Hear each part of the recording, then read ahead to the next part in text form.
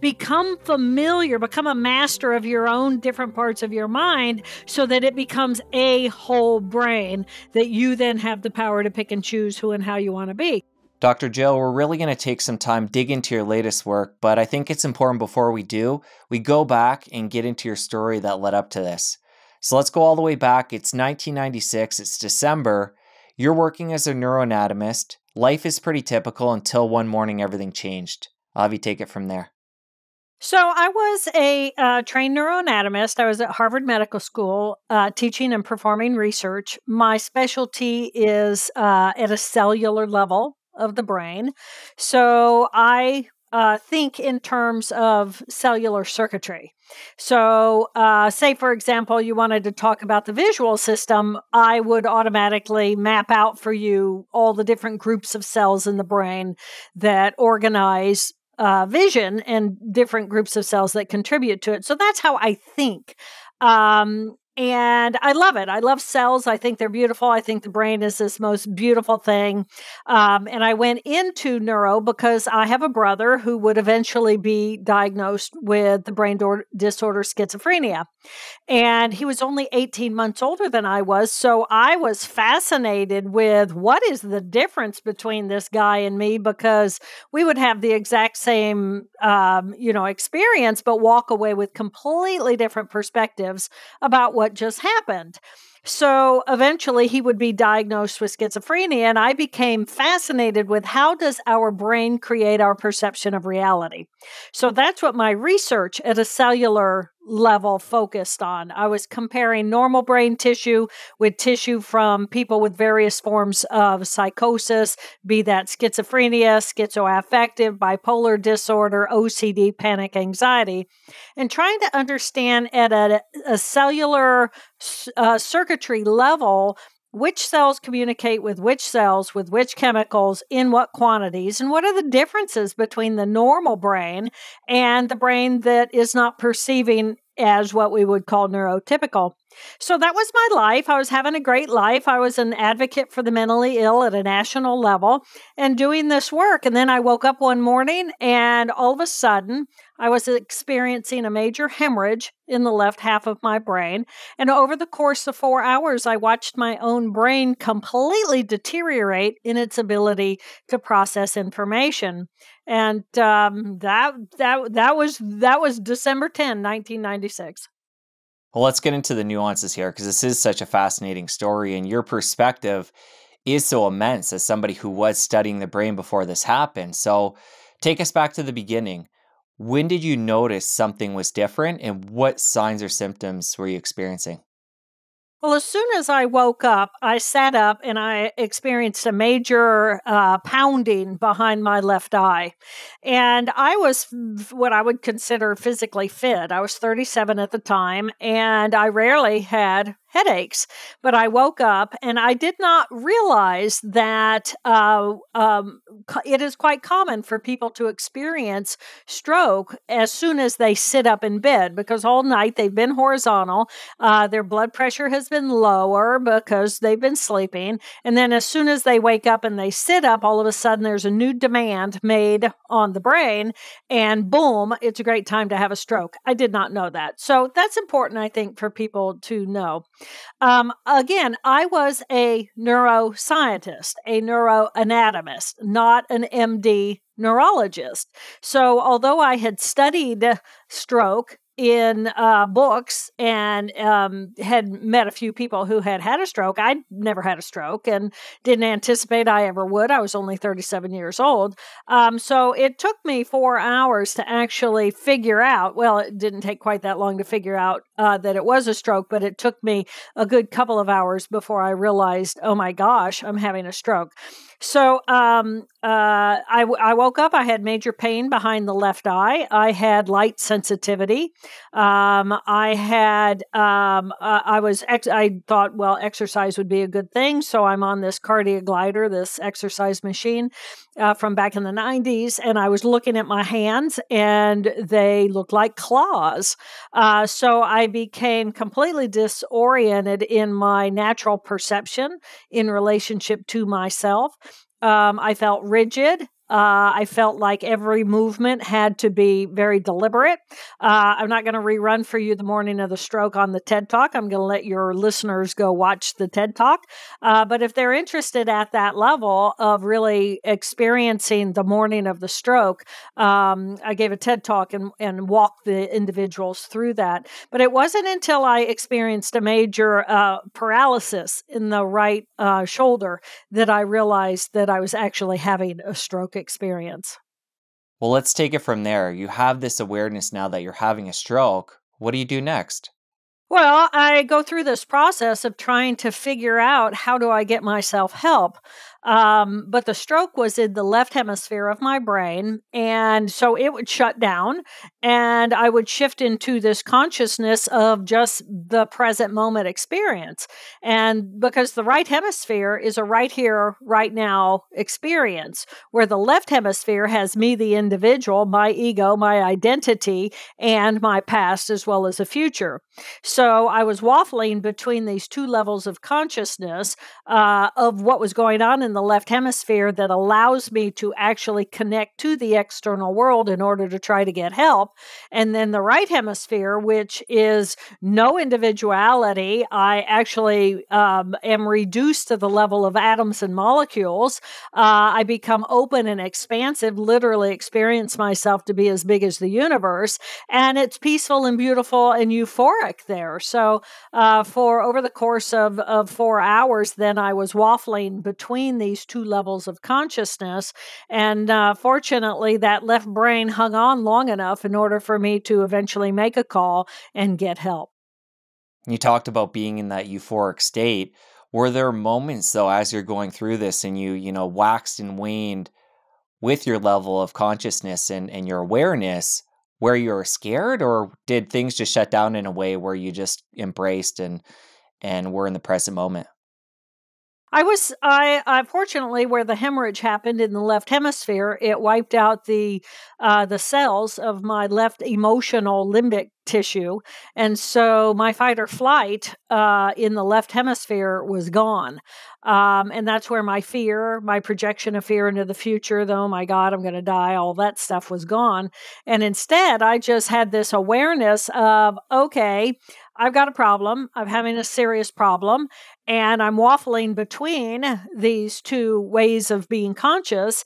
And whenever I would be in the left brain, it's like, where was I? What do I need to do? How do I get help? How do I get help? So I became fixated on how do I need to get help. And fortunately, even though I would drift into what I call la la land of the right hemisphere, right here, right now, big as the universe consciousness, when I would waffle back into the left hemisphere, I did manage to actually make a call and get rescued. But later that afternoon, when I finally woke up that afternoon at the hospital, the left hemisphere was completely shut down. It did its job. It hung with me right to the end to save my life. But in the big picture, by that afternoon, it was just those cells were floating in a pool of blood and completely non-functional.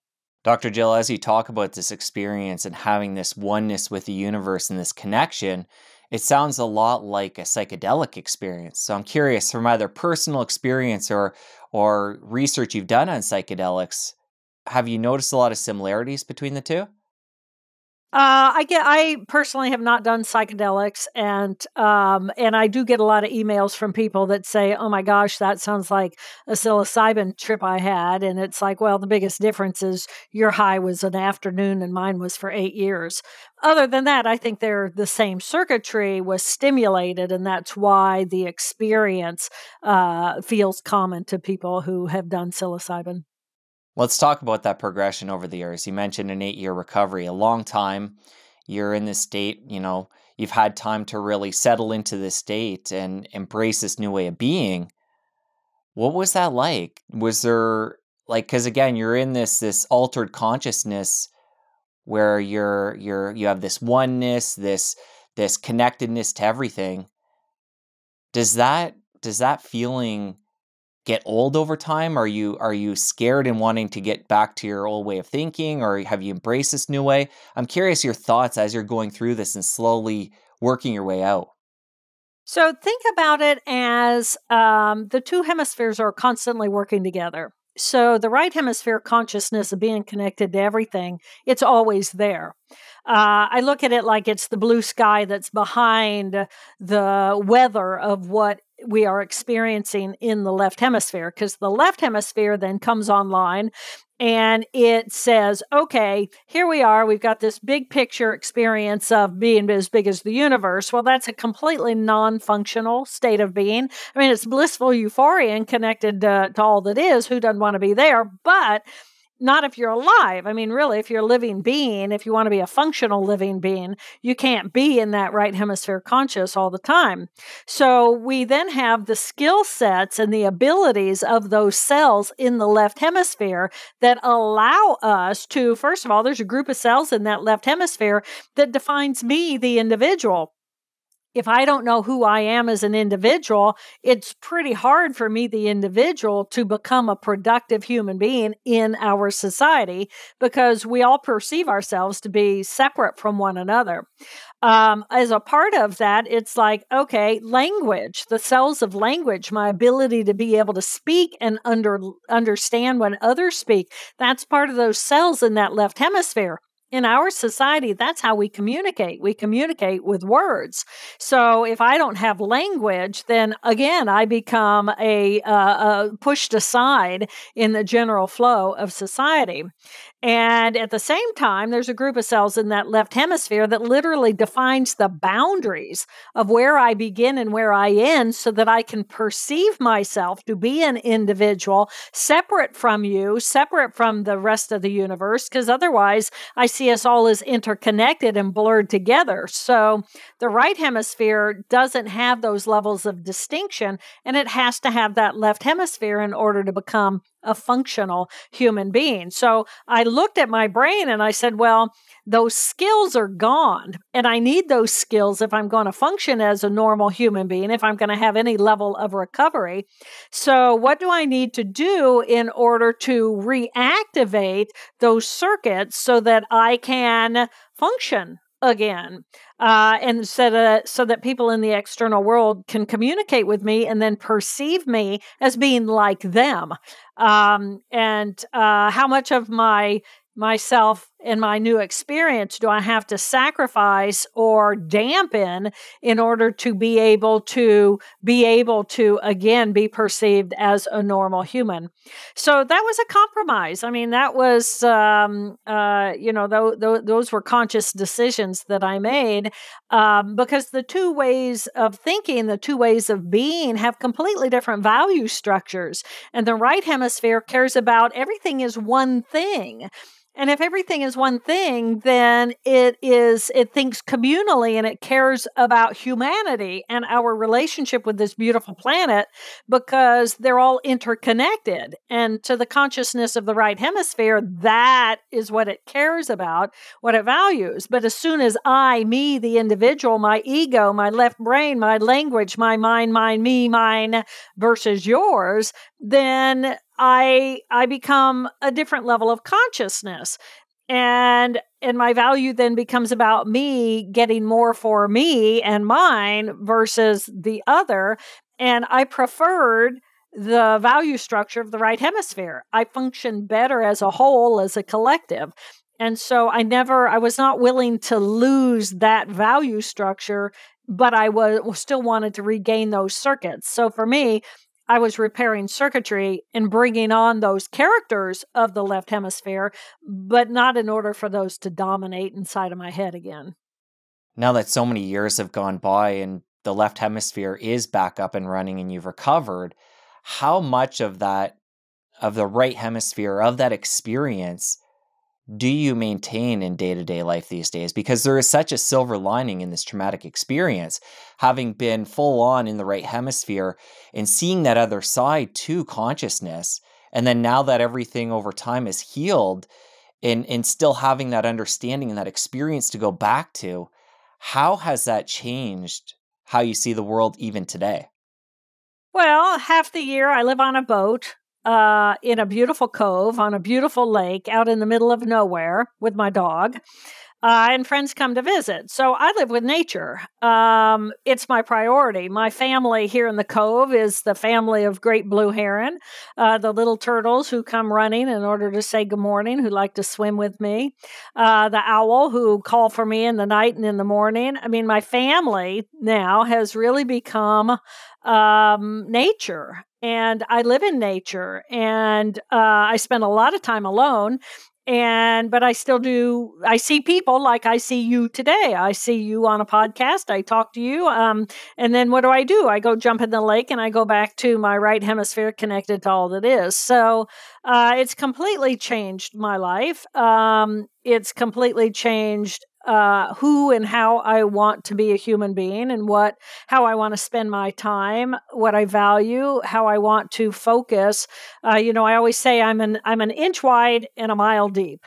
I care about pretty much one thing. How do I use the best of me, what I have gained through this perception? How do I use that information in order to help other people find more peace in their lives, more balance between their two hemispheres, so they can live a more balanced life? And we as society, we can evolve as humanity into a whole brain experience, as opposed to the experience that we're having right now, which is extremely skewed to the value structure of the left hemisphere. Compare and contrast again, since healing, what Dr. Jill was like back in 1996 pre-stroke, and you've gotten into that a little bit. You're out in nature now and you have this different vision of the world, but talk about personality-wise, how things have changed from back then to now. Well, I grew up a very right-brained child. I was very artistic, very musical, very athletic. I was the third of three children. So, there's something about being a baby in the family where you get a little more freedom. My brother, who would eventually be diagnosed with schizophrenia, he was satisfying. He was winning all the awards. He was satisfying all of my parents' needs to have an exceptional child, because his brain was so amazing and how he processed information. So I was really kind of allowed to be overlooked. I was allowed to just kind of take life a day at a time and enjoy myself. So I was very right-brained growing up. And my poor mother, both my mother and my father, when I was in teenage years, they went and they got their PhDs in something.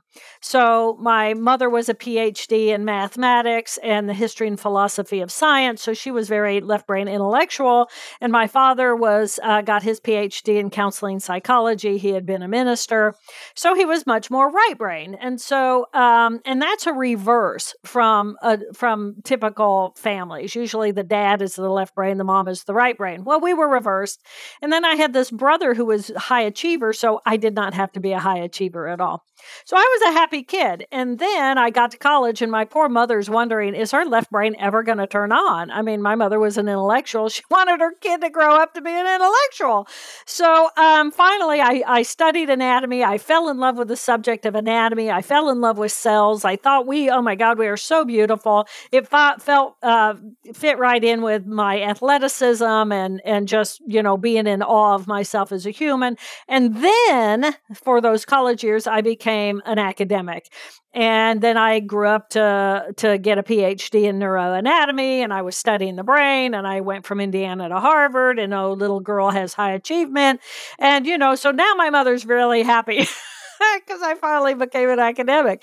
And so I'm having this wonderful experience. My brother then, in the meantime, has been diagnosed with schizophrenia. So he's now, an emotional devastation to our family as a whole. How do we help this boy in a world that does not understand schizophrenia? And so, of course, I focus my interest on how does our brain create our perception of reality, because that is directly related to me and my brother.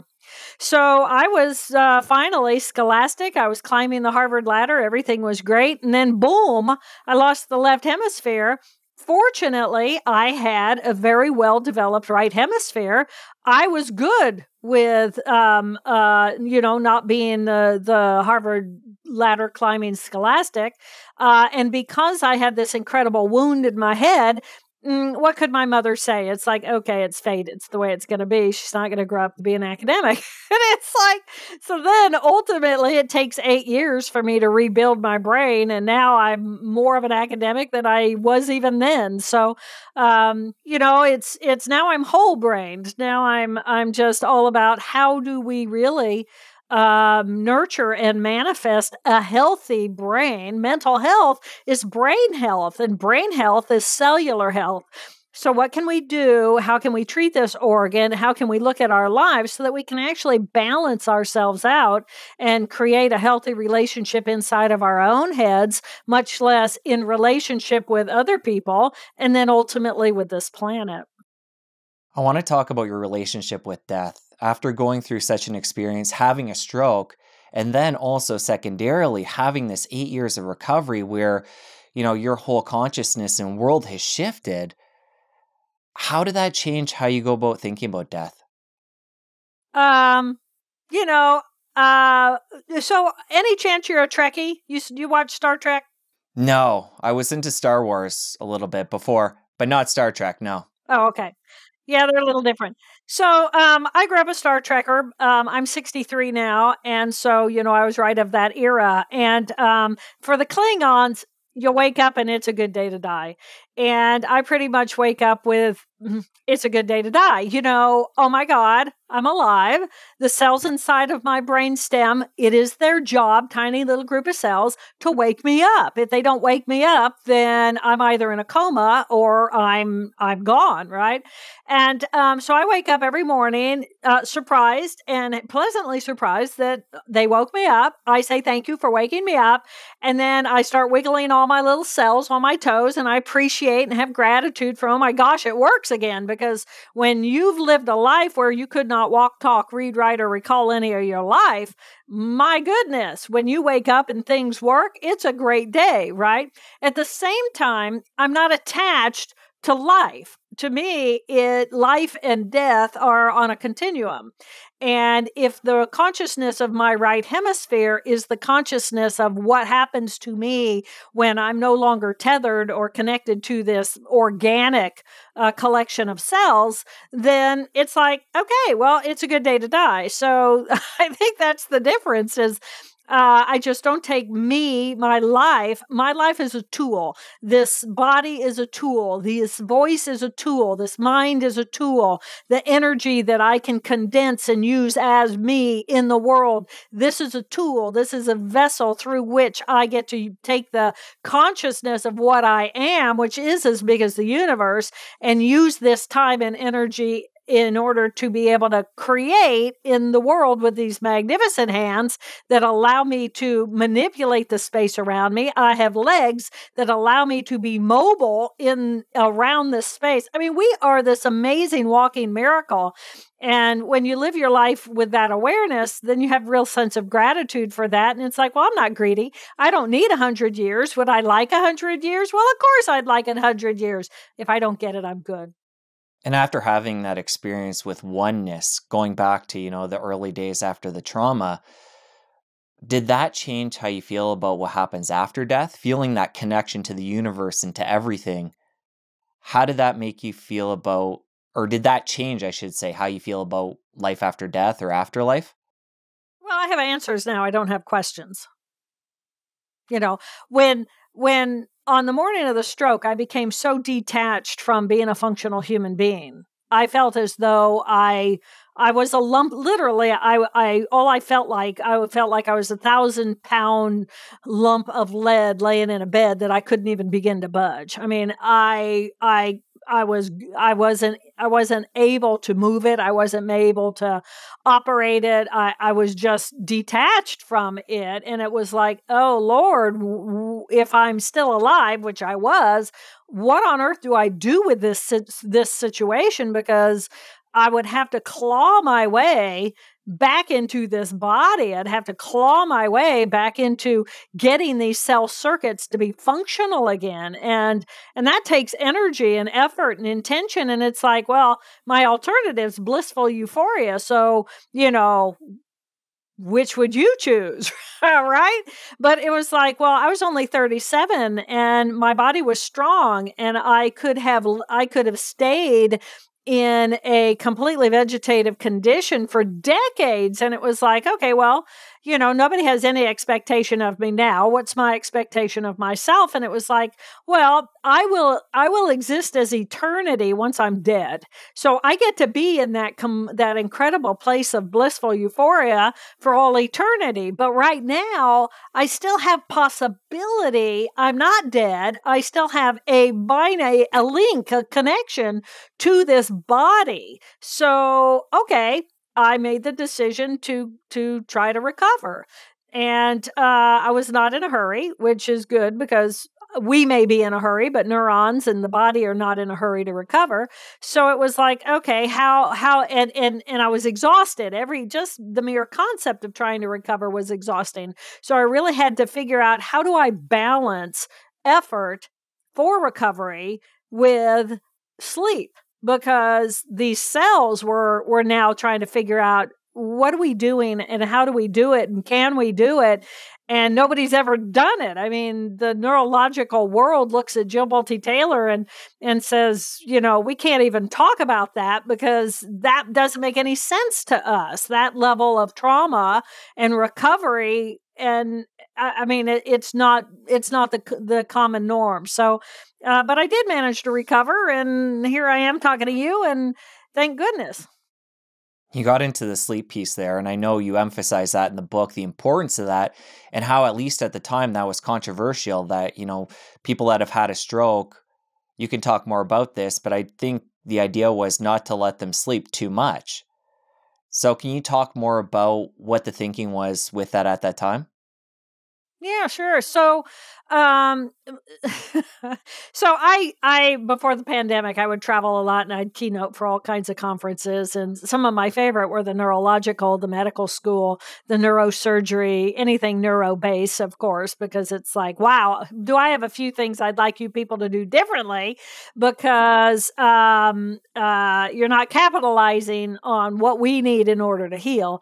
And the biggest one is, whenever you have somebody in the hospital and you're testing vitals, we test people on vitals every 60 minutes.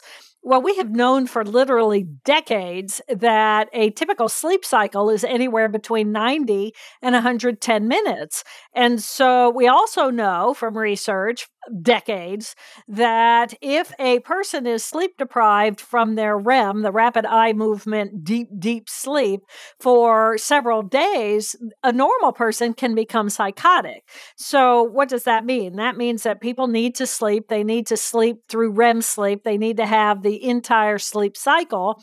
And what we are actually doing to people when we're testing their vitals every 60 minutes is we're breaking their pattern so that they're not getting their normal sleep for recovery, which makes no sense whatsoever, right? But getting a system like a medical world to actually change the way they do something, even based on research, literally can take decades. So that's one of my clearly I'm waving the flag for sleep. Sleep is the opportunity. I mean, when we're awake, we've got all these beautiful sensory systems bringing in billions of bits of data, because that's all information is it's bits of data being processed by trillions of cells in order for us to make sense out of nonsense. And because sensory information is nonsense, it's just data that is being processed on cells, from cell to cell, from groups of cells to groups of cells, add in certain information, filter out other information, and then, overall we have a process, and we think we see, and we think we see the same thing because we have comparable sensory systems. But oh my God, it's a workout for these beautiful cells that are working so hard. And if we don't allow them time to shut down incoming information, which is what sleep does, and then during sleep, certain cells come in and they act as the cleanup crew. So imagine what it's like if a city doesn't have the garbage cleanup crew come in and keep the waste out of the space. And that's exactly what the brain has to have, and it happens primarily during sleep. Cells are living creatures. They are working hard. They're working hard together. They're trying to figure out what they're supposed to do in order to do their job. They're eating, they're creating waste, and they're pooping their waste out into the space between the cells. And during sleep, you got to go in and clean up the space or they can't function well. So, Dr. Jill, you have your surgery, you begin the recovery, and the sleep that we're talking about here, this is a big piece of the recovery. Let's talk about other factors. What are some of the things you did, or even supplements you took, or certain foods you ate to help your brain heal? The biggest difference between my recovery and the average recovery was that my mother moved back into my world, and she was my 24/7 care. And my mother was an intellectual who was fascinated, fortunately, with the brain. And so she paid very close attention to what I could do and what I could not do. And based on her rational thinking, she thought, okay, this is an obstacle to my daughter's brain making the leap from A to B so that she can ultimately get to C.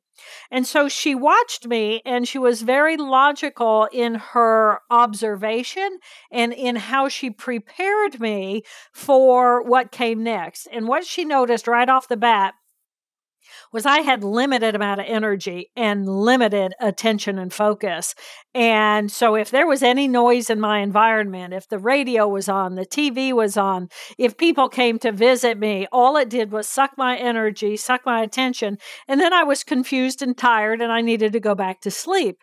And so my mother said, okay, we're going to eliminate all noise coming in. We're going to make it so that when I wake up, first she let me sleep on my own cycle. Well, how often does that happen? So she lets me sleep on my own cycle. And in the beginning, I needed a good 12, 16 hours of sleep. And then I'd be awake for maybe 20 minutes. And then she'd let me go back to sleep. And then eventually, after just a few days, I shifted to a 6-hour cycle, 6 hours awake or 6 hours sleep, wake up, be awake for 20, 30 minutes, and then go back to sleep for another 6 hours, wake up, be awake for maybe a little 30 or 40 minutes, go back to sleep for another 6 hours. And so she followed the natural rhythm of my sleep cycle, my natural cycle, and then trusted that when I was awake, she would take me to the restroom, she would take care of my personal hygiene, she would feed me, and then if I had any energy left over, she would give me puzzles, or she would give me a book and try to teach me how to read again. She would have me go for a walk and try to get some kind of mobility back. She would have me work with my hands in order to bring back some level of dexterity in that paralyzed right arm. She was very precise and focused in how she worked with me in order to get me to the next level. And then I would obviously become overloaded with stimulation. I would behave like, oh my God, I'm going to die. I'm tired. And then she'd put me back to bed, and then I'd wake up again and we would start from scratch again. So it was really, that was the biggest thing, was my mother monitored my natural rhythm for recovery. And she trusted that my brain knew better than any physician or any physical therapist or any therapist. She believed my brain knew better than anyone what it needed. And that was the pattern we were going to go on. And we did, and it worked. That was a really touching part of your story. The fact that your mother dropped everything, came to live with you, and was by your side basically 24/7.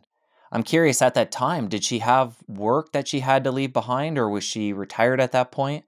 She was retired. She was 70. She had just turned 70. My stroke was on December 10th and her birthday was December 6th. She had just turned 70. So she was retired. And but she was in Indiana. My brother with schizophrenia had just left her home on December 1 and was driving across country.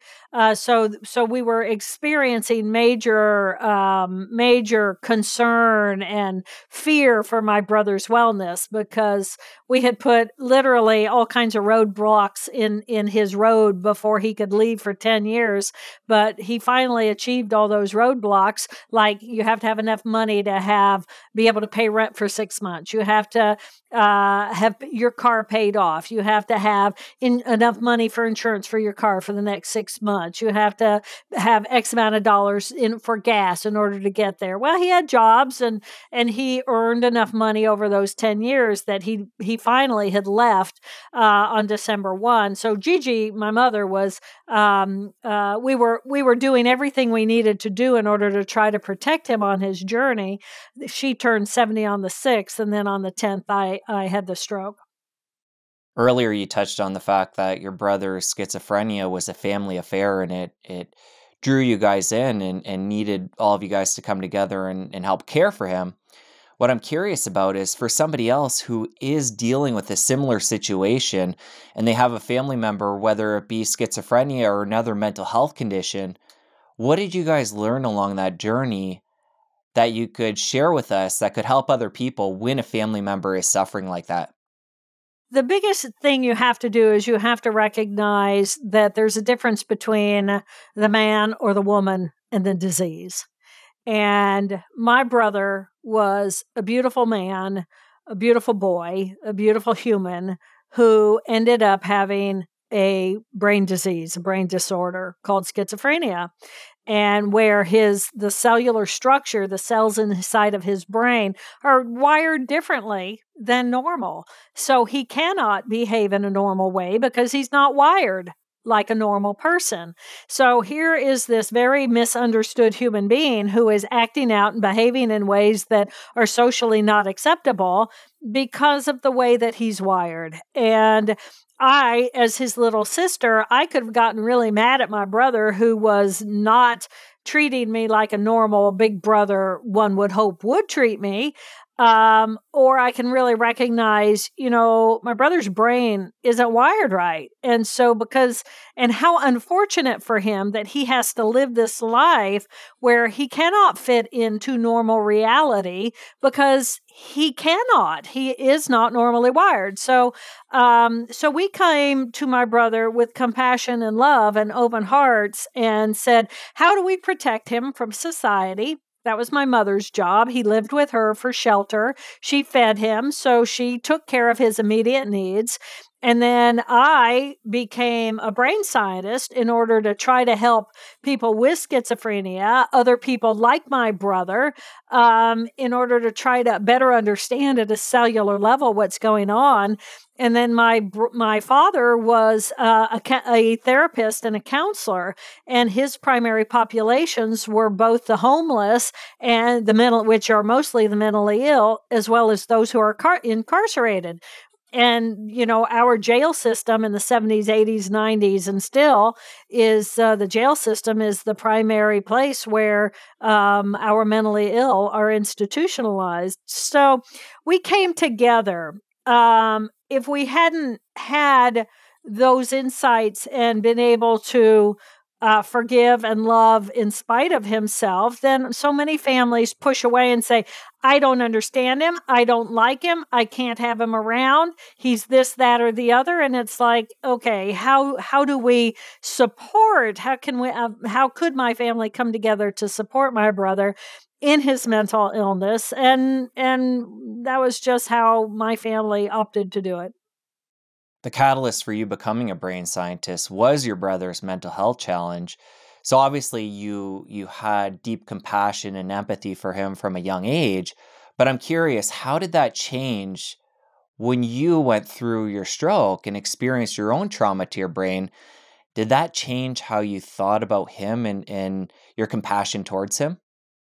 Well, I was already compassionate toward him. Otherwise, I wouldn't have been, dedicated my life to studying schizophrenia and the severe mental illnesses at a cellular level. But when I experienced the stroke, the morning of the stroke, especially, when in those first couple of hours, as I would look at my hands, I would actually see my brothers. I would see, they were reminiscent. And if you put my hands, of course, next to my brother's hands, we have a familiarity. And as I lost more and more of my circuitry, I realized the external world will look at me as completely disabled because I could not walk, talk, read, write, or recall any of my life. And I would be treated in the same way my brother had been rejected from society. There would be a level of rejection now of Jill because Jill doesn't have language. She can't interact with us. Jill doesn't have that mind that got her to Harvard that was now swimming in a pool of blood. Jill wasn't going to be a high achiever. And it was very heartbreaking for my mother because now she had 2 of her 3 children had very different brain disorders, but she had lost these beautiful children to a brain problem. And one of the decisions my mother had to make in those days after I had my stroke was she said to my doctors, I've been trying for a decade to help Jill's brother recover. And she knew that she could not. She could support him and try to protect him, but she couldn't help him get better. She said, I'm giving Jill everything I've got. And she threw herself at me. And I'm no question in my mind. That's why I'm functional again. Gigi Taylor was determined to help this child recover. And she did. And she did a beautiful job. And how is your brother doing these days? Well, both our mom and dad passed away in 2015. So now it's me and my brother, both of my brothers, and my oldest brother and I work together in order to take care of our brother who is ill. We provide support, shelter, food, everything. He is himself. He lives a relatively independent life, and I live a relatively independent life. But we all talk often, and we take care of one another. Dr. Jill, let's come back to your healing story. And we got to the part where your mom's living with you and taking care of you.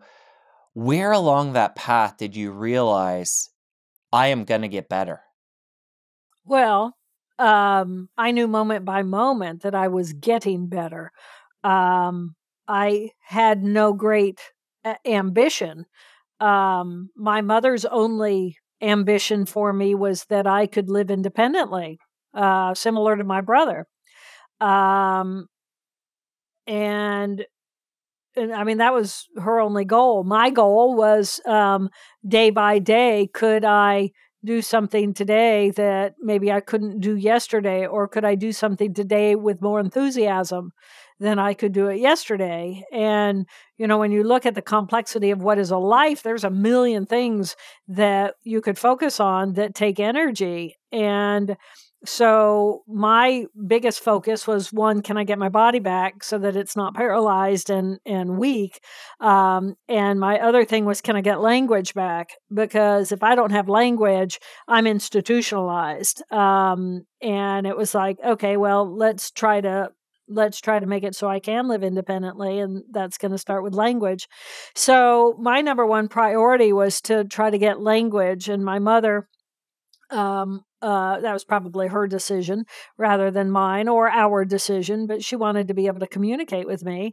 And so what we focused on, if we didn't focus on everything and we were protective of the energy that was coming at me, and we were protective of what I did with the energy that I did have, then I progressed very quickly with language. And so, but and so I learned certain things, but it was 4 years before I even had the capacity to understand mathematics, I didn't know what a one was. For 4 years, people would say, Jill, what's 1 + 1? And I'd go hunting for a one. And I think, what's a one? And I'd say, what's a one? And they'd say, a one, it's everything. And I'm going, well, if a one is everything, how can you have another one? I mean, it just didn't make any sense, right? Until that part of the circuitry clicked in line and I could understand the concept of an abstract number-based system. But that was 4 years. So it was 8 years before I felt like I was a solid again. I mean, we are fluid beings in a fluid environment, floating around in a fluid universe, in space, which is really a fluid system. But it was 8 years before I perceived myself to be a solid and separate from other people instead of in relationship with. So when people say, how long did it take you to recover? I ask, recover what? Because every ability is cells and circuitry, and I would have to work on different circuits and then rebuild systems in order to be able to have what you would perceive enough for that you'd call me normal. And knowing what you know today, anything you'd do differently, anything you wouldn't do that you did do as part of your recovery, or things that you now know of that you'd include? What I really did that I think is why I recovered completely. And by recovered completely, I'm going to say I got all my circuits back. And I got back physically, I got back intellectually, I got back emotionally. I had to rebuild that circuitry. So it's different than it was before, but it's back to functioning as a normal today as it would ever. But it was my whole existence was about getting better. My whole existence. That's why I had to smile when you first talked about psychedelics. At this point, I have worked so hard to get my brain cells and my cell circuitry back to function like normal that I don't do anything that compromises their health and well-being.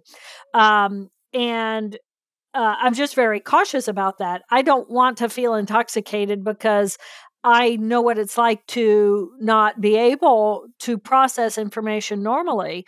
And I value my clarity of mind at a level that, probably few people do, because it's theirs and it's theirs to abuse and use and try and explore and hack and all that. And it's like, I'm not that girl. I already hacked mine. I have fought too hard, too long to get it back to working well, that I value it. And I value the life and the time that I have here at a level that I think most people don't. And that's because of the focus on the magnificence of what I am as a living being and a real awareness of how precious little time we have in these bodies. Part of your story, Dr. Jill, is the fact that your stroke occurred because of a congenital abnormality. I'm curious, what do you think it was? Do you have any idea what it was about that day that pushed things, over the breaking point and caused, the stroke to happen? So, I had a congenital malformation called an arteriovenous malformation.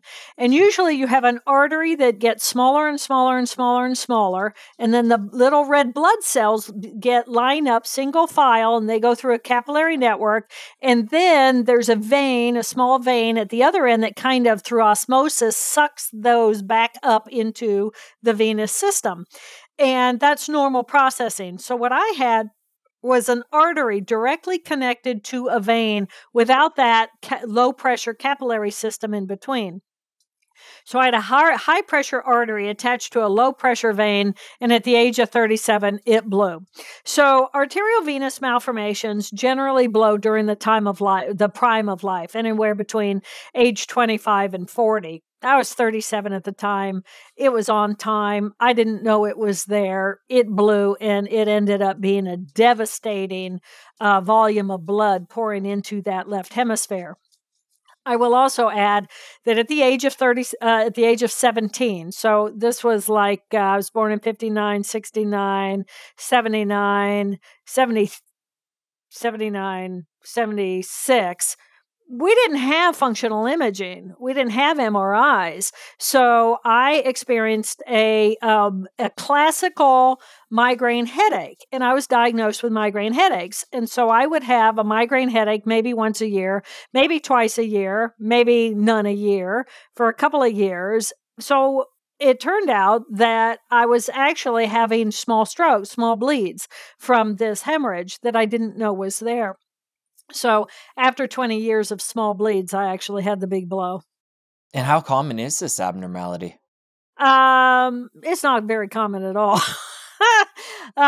It's quite rare. And a hemorrhagic stroke is like 15% of all strokes. So they're not very common either.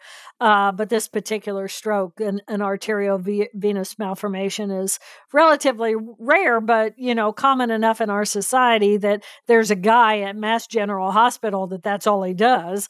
So they do blow. Dr. Jill, as somebody who has had this unique experience where the left side of their brain has gone down for a period of time and then recovered, what can you bring to us that you've learned from that experience that we can apply to our life? Somebody that hasn't gone through that, but we can shortcut because of what you've been through. I think it's really a matter of looking at what is going on in the right hemisphere. Our left hemisphere is so loud. Our society is so skewed to the squeaky wheel gets the attention. In our world, to be an expert in the world, you have to know a whole bunch of details, more details about those details, and then have language in order to communicate about those details to your fellow man. And if you can do that, then you're viewed in our society as an expert, and we revere you as an expert, and we give you the microphone as the expert, and we're a bunch of talking heads on this planet.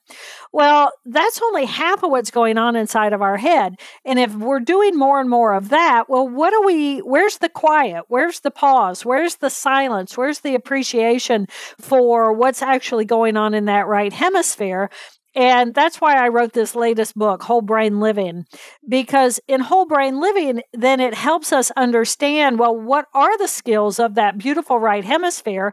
How can I get to know the personalities and character profiles that are there so that I can actually gain the power to choose moment by moment who and how I want to be based on my immediate circumstance. And that way then, with whole brain living, I have a whole brain perspective. I recognize the value of the collective whole, all of us, not just me, the individual that left brain reveres in our society. Well, let's get into some of the nuances. Talk about how, without having a stroke or using psychedelics, how do we begin to tone down that left analytical brain and begin to see some of the treasures of that right hemisphere?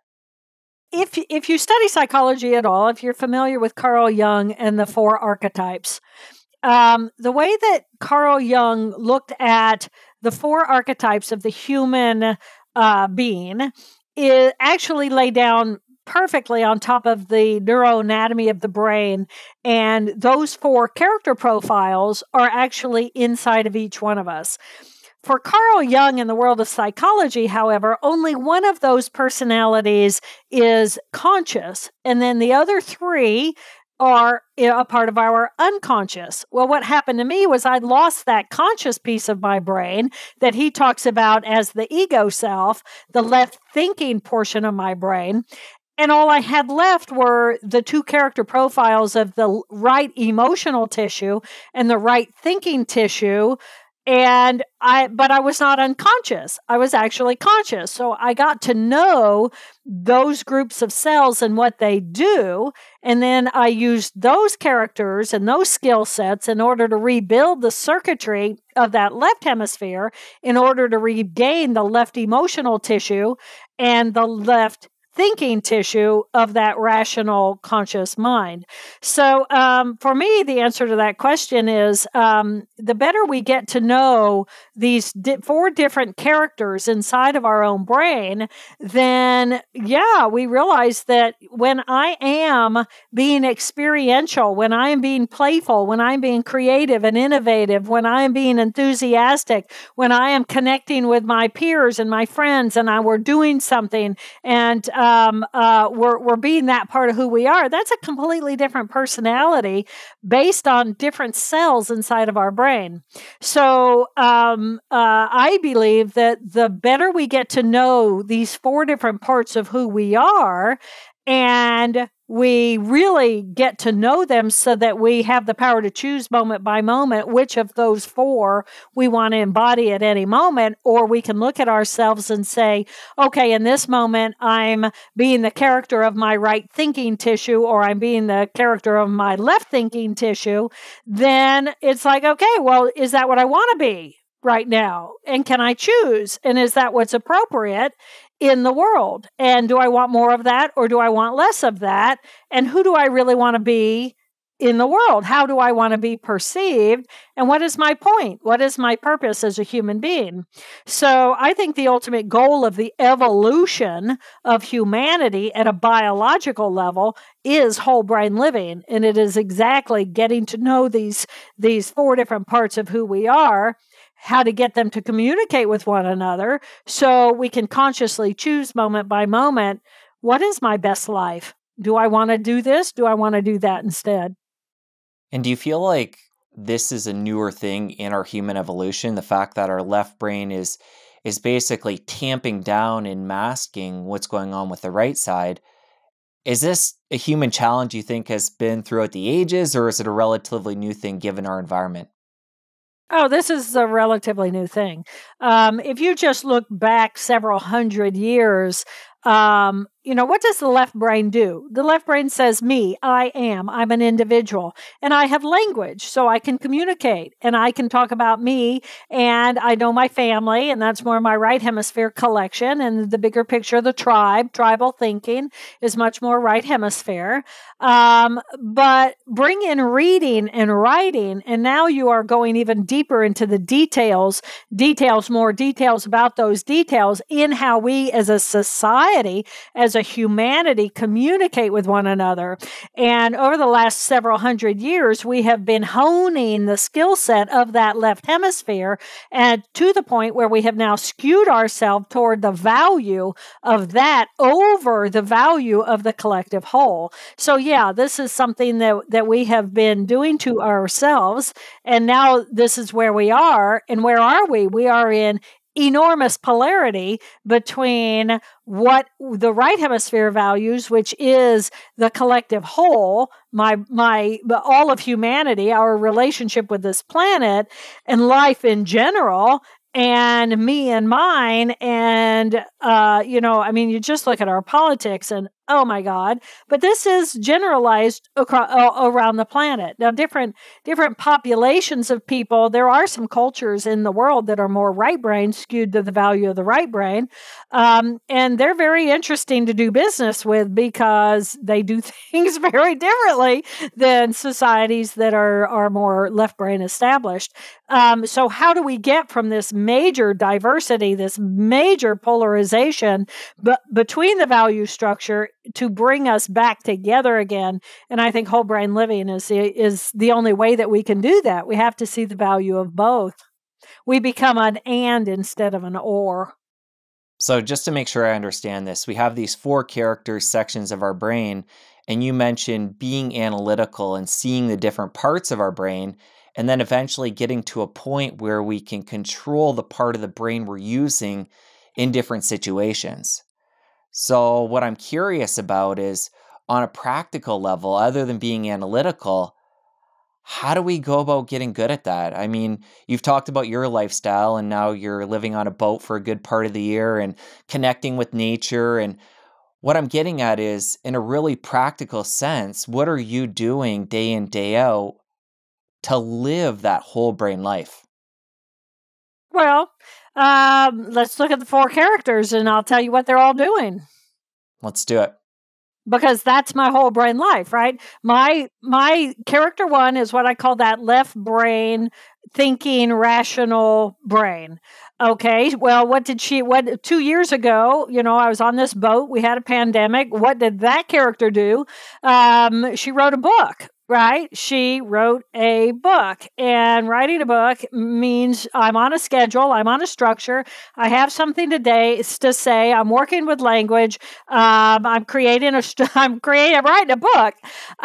2 years ago, so 2 years ago, I wrote the book as a character one. Last year, I was on over 200 podcasts talking about the material in the book. So that's my character one. What's she doing this year? She's still talking on podcasts, but now I'm also working on a research project in the school systems to show the value of the whole brain living program in a school system in order to help lower the level of anxiety, help teachers and the system administrators as well as parents find more peace so that, oh my God, we can actually exist in this crazy society with more peace and ease instead of more anxiety. So I'm running programs. I'm in the middle of putting together a certification program for whole brain living. This is all character one work. So that's what she's doing. What's character two? Character two is the emotion of me, the individual. So this is my relationships. This is my past. This is my future. I don't spend a lot of time in that character. This is also my trauma from my past. I was blessed that the stroke wiped that out. But character two is my ability to bring in information about the present moment and say, well, do I want more of that? Do I want less of that? Do I want you to be my friend? Do I want to set up more time with you? Do I want to do this? Do I want to do that? How do I feel about things from my past and in my future? This is a part of me then that also can blame others or get mad at others or react negatively to the present moment. Well, over out here, honestly, it's pretty much looks like snakes. I've never been a fan of snakes. I live in an environment where there are snakes. I swim in the water. I don't mind swimming with turtles. I don't want to swim with snakes. So my character two is pretty much managing snakes. My character three is the emotion of the right here, right now, which is experiential. What does it feel like to be in my body in the present moment? What does it feel like when I dive into the water and I feel the pressure against my body? I feel the temperature. Oh my God, I'm in a heat wave. Let's have some, it cools me down. It's instantaneous. It's my joy. It's my love, my openness. It's the creatures that I get to explore and play with as my family. So I'm very excitable. I bike on the water. I row on the water. I swim in the water. I paddleboard on the water. I'm on my body. I'm being athletic. I play my guitar and sing. I mean, I'm connected to all that is. That's my character three. What am I doing with my character four? My character four is the right thinking tissue. And it's right here, right now. It's big as the universe. It's connected to all that is. It's the awe and the gratitude that I feel for, oh my gosh, I am 50 trillion beautiful molecular geniuses. I am still alive. I can see, I can hear, I can process information like a relatively normal person. And it's like, oh my gosh, I get to have a purpose. I get to have meaning in my life as this collective organism, this piece of humanity. So that's what I'm doing over here with my four characters. I don't know. What are you doing with your four characters? Well, Dr. Jill, hearing you describe it like that, I think a lot of people might assume character one, if not kept in check, which is partially true, and then character two seem kind of like the negative ones, which is the left brain, versus the way you describe character three and four, which are very present and focused on positivity. What I want to highlight here is that all four of these are important. It's just about having a balance between them. Oh, and I don't in any way whatsoever mean to imply that character one is negative. Oh my God, she is functional. She creates order. We cannot exist in the world without categorizing and organizing.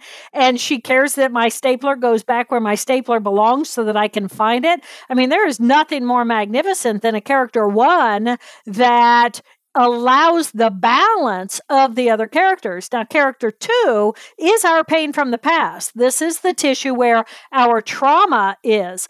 It's also where our craving is. So it's where our addiction tissue is. So, but it's not all negative. And here's why it's not all negative, even though it may be behaviorally some of the most powerful negative behaviors that we have. What character 2 tissue did was, this is emotional. This is part of the fight or flight. We have character 2, fight or flight based on my past experience. Character 3 is fight or flight. Do I want more or less of what I have in the present moment? But that character 2 tissue, these are cells. How on earth is it that I can think about why I put on whatever shoes I chose this morning? Why did I choose those shoes? And I can do that because that tissue of that character 2 stepped out of the blissful euphoria of the present moment in order to be able to run old loop patterns and say, do I want more of this? Do I want less of this based on my experience in the past?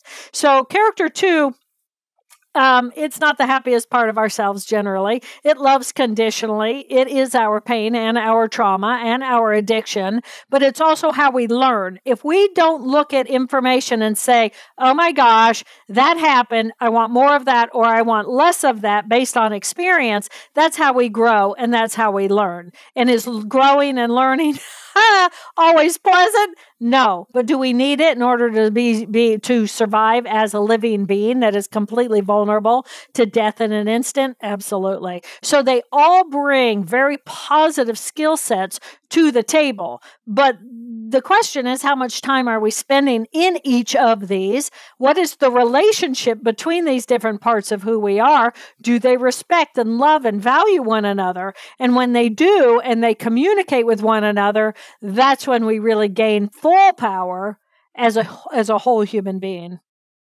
Now that we know and understand the 4 different characters, it seems like character 1 and 2 for a lot of people are going to come very naturally and be pretty dominant in their life. How now, in a practical sense, other than being aware of character 3 and 4, how do we begin to practice being in that space more, and hopefully over time that becoming more organic and not something we need to consciously work at? By doing exactly that, learning about it, figuring out what did they do, get to know each of your 4 characters. Our society values the skill sets of that rational character 1.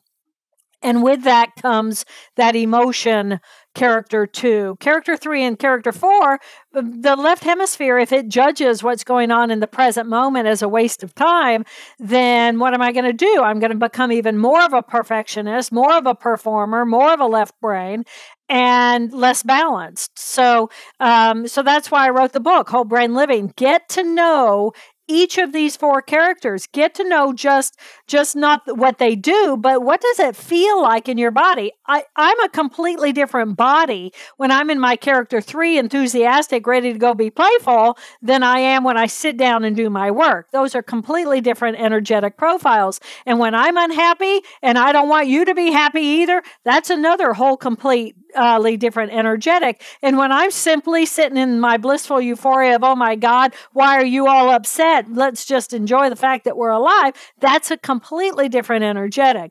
So getting to know, studying, learning, observing yourself, become aware of when you are in each of your 4 characters. You can't help then but start noticing when the people around you, which character they're in. And then you stop to realize, oh my gosh, there's 4 of me, there's 4 of you, there's 8 of us on this podcast. It's like, oh my gosh, how do we even manage a one-on-one relationship, much less a family dynamic? Well, it seems like for somebody who's read your book, or 2 people, I should say, and that understand these 4 different characters, they'd be able to work at it with each other and interact with the different characters in a way that is pleasant and helpful. But what about for somebody who is tuning in here or reads your book and learns about these 4 characters and starts to really embrace this way of living, but then the other people in their life aren't going about that? How do they go about living with others that aren't tuned into this? Essentially you're asking me, how do I live my life? right? Because I live and breathe this. This is who I am. This is who I am. I am all four of me. And then but because I am all four, and here's the best answer to that question. There's a tool, once you get to know your four characters, then there's a tool that I call the BRAIN Huddle, the BRAIN. It's an acronym. And this is an opportunity for, with B, breath, bring your mind to your breath. We breathe in the present moment. So automatically now you're in your present moment. R is recognize which of the four characters was I in before the huddle was called, or who called the BRAIN Huddle. And that helps me become aware of, okay, it was my character 1 or my 2 or my 3 or my 4. BRA is appreciate, regardless of who I was in that moment, there's 4 of me here. I is inquire, which of me do I want to be in this moment? And then N stands for navigate the next moment based on who do I want to come out in this next moment.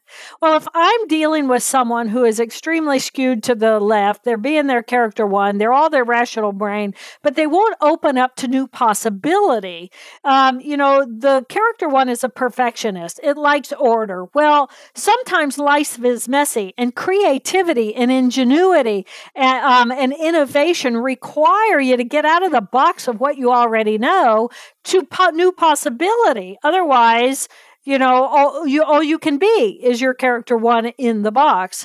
So, but as soon as you bring all 4 characters in a BRAIN Huddle online in the present moment instantaneously, which you can train yourself to do because it's just brain cells, it's just circuitry. Circuitry runs in patterns, in loops, and after you run them, they get stronger and stronger, and eventually they become your habitual thinking. Then character 4, your love, your compassion, your openness, your supportiveness is also present. So, the real answer then is I become a more compassionate person when I know all 4 of my characters, regardless of which of your 4 characters you're exhibiting. When you were talking about that huddle technique, you brought out breath to be a tool used to come to the present moment. Since character 3 and 4 are both in the present moment, what do you think about using tools such as the breath or meditation to work on as tools being in those states? Exactly. Whatever. Why do you think meditation and yoga are multi-billion-dollar markets in our society? They are because the characters 1 and 2 are desperate to find some emotional peace, to find their peace, to find their way into their joy, into their openness, into their love, into the pause. People are desperate. Many people are desperate. Some people aren't desperate at all, and they're just extremes. And they're just going to drive because that's what they value. But there is a enormous piece of humanity that is eager for finding that blissful euphoria, or at least moments, glimpses. Yeah, I think it's important to highlight it's not about being in that blissful euphoria like you were after your injury all the time. And we've touched on this. It's about, having these 4 different characters that we can use as tools for different situations. Exactly. Yeah, that's a completely non-functional state. It's great if somebody can meditate and go and touch it and find it and breathe it and have it and know that it's there and feel the restorative value of what it truly means to be a living individual, a living entity, animal, collective life form in relationship to all life. Wow, what a beautiful experience. And then to bring that into the skills of what you are as a beautiful left brain. That's whole brain living. Given where our technology is today, coming back to your story of healing, you've mentioned it took you 8 years to heal and you're currently doing well, but has science been able to do some kind of scan and see where your brain's at today and see that everything is stable? I know everything's stable because everything works. I'll put any circuitry of my brain up against any of your circuitry in any way. It's all back online. No. Yeah, well, I did. I mean, they went in and they looked. We function in a society that, is disease focused. What doesn't work? What doesn't work? I did not have neuropsych exams because they were going to tell me everything that was wrong with my brain. I already knew what was wrong with my brain. They weren't going to tell me what I needed to do in order to recover what was wrong with my brain. And so I did have some MRIs along the way just to show the recovery and the repair, and it shows recovery and repair. I'm functional again. I'm happy for you. It's an amazing story. And Dr. Jill, for somebody who's tuned into this point, you've shared so much information. People might be feeling a little bit overwhelmed where to begin after taking all this in. What would be the first action step for somebody who this is all new information to, and they want to start living with their whole brain? What would you say the first step after they're done taking this in should be? Boy, I so am not a character one plugger, but I got to go to the book. This is a beautiful, beautiful book. I had no interest in writing a left brain book. I was, I live out in blissful euphoria. Why on earth would I want to do that? And people say, are you going to write another book? And it's like, I didn't want to write the 2 that I wrote. I had to write them. I had to write them in order to give that material to my fellow humanity, so I can go back and play again. And, hopefully they feel more peace and they don't blow up the world. So I'd send them to Whole Brain Living. The name of the book, Whole Brain Living, The Anatomy of Choice and the 4 Characters That Drive Our Life. Go to that book. It explains, it will share with you, it will take you on the journey of each of your 4 characters. Get to know them. Give them each a name. Think about who gets along with each of your 4 characters. Who doesn't get along with each of your individual characters. Build the network of who you are in relationship to your external world. Think about your own body. Become aware. What does it feel like when I'm in my 2? What does it feel like when I'm in my 4? What does it feel like? So I can instantaneously recognize, train yourself into how to do a brain huddle. It'll walk you through that. Practice it 20 times a day. Seriously, 20 times a day. Become familiar, become a master of your own different parts of your mind so that it becomes a whole brain that you then have the power to pick and choose who and how you want to be. You'll be glad you did. And people will notice. People will notice that, wow, they're not half as argumentative as they used to be. Oh, they're character 1. They don't need to be right all the time. They can actually sit back and say, I can enjoy, I can be playful, I can be open with my children. I can build a quality life at a whole new level when I really know what my choices are. It's beautiful. Well, let's end on this. What would you say to a parent out there who's tuning in and decides this is the way they want to start thinking about things and start living?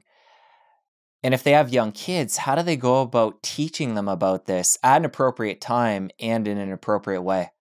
This is kind of what we're doing with the research project up at DePaul is we are training the entire school system. So all the administrators, through the teachers, through the principals, the cafeteria workers, the bus drivers, everybody in the school system that kids interact with, plus the parents of the children.